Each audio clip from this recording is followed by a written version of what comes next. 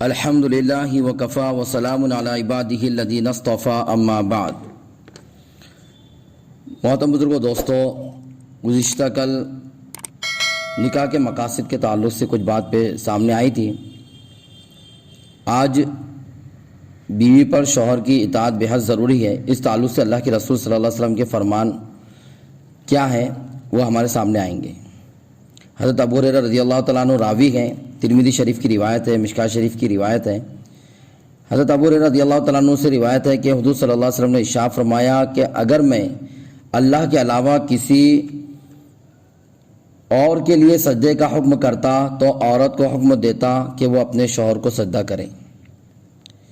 اسی طرح اللہ کے رسول صلی اللہ علیہ وسلم فرمایا، مشکوٰۃ شریف کی روایت ہے کہ اگر شوہر اپنی بیوی کو حکم دے کہ وہ زرد پہاڑ سے پتھر اٹھا کر سیاہ پہاڑ پر لے جائے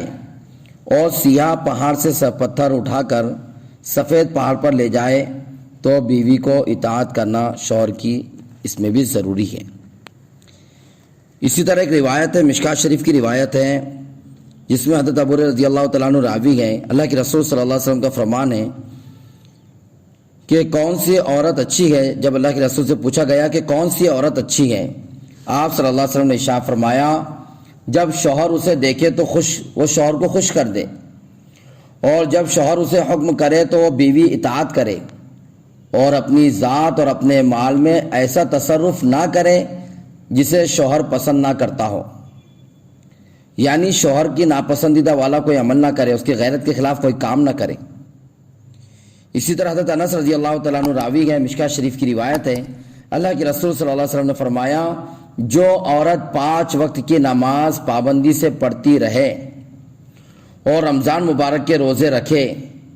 اور اپنی شرمگاہ کی حفاظت کرے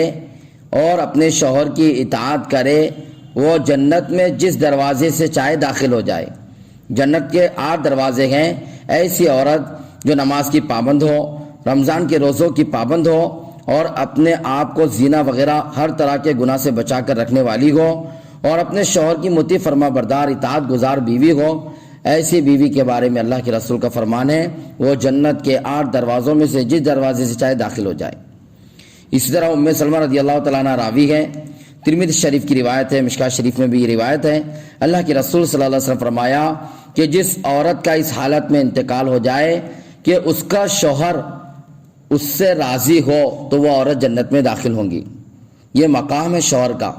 اور بیوی کو شوہر کی اطاعت کرنا بے حد ضروری ہے۔ آگے ایک روایت ہے جسے ابو امامہ رضی اللہ تعالیٰ عنہ روایت کرتے ہیں، اللہ کے رسول فرماتے ہیں کہ 3 شخص ایسے ہیں کہ ان کی نماز ان کے کانوں سے اوپر تک نہیں جاتی، یعنی قبول نہیں ہوتی ان کی نماز۔ ایسے 3 شخصوں میں پہلا شخص وہ غلام ہے جو بھاگ گیا ہو یہاں تک کہ واپس لوٹ کر اپنے مالک کے پاس آ جائیں۔ دوسرے نمبر پر وہ عورت ہے جو اس حالت میں رات گزارے کہ اس کا شوہر اس کی نافرمانی اور اس کی بد اخلاقی کی وجہ سے اس سے ناراض ہو۔ وہ عورت اس حالت میں رات گزارے کہ شوہر اس سے ناراض ہے تو ایسی عورت کی نماز بھی قبول نہیں ہوتی۔ اسی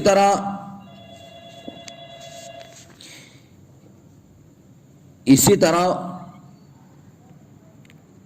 وہ عورت جو اس حالت میں رات گزارے کہ اس کا شوہر اس کی نافرمانی اور بد اخلاقی کی وجہ سے اس سے ناراض ہو،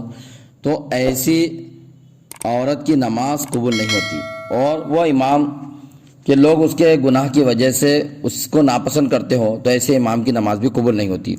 اسی طرح ایک مشکوٰۃ شریف کی روایت ہے، حضرت طلق بن علی رضی اللہ تعالیٰ عنہ سے روایت ہے، اللہ کے رسول صلی اللہ علیہ وسلم نے فرمایا کہ جو شخص اپنی بیوی کو اپنی حاجت کے لیے بلائے،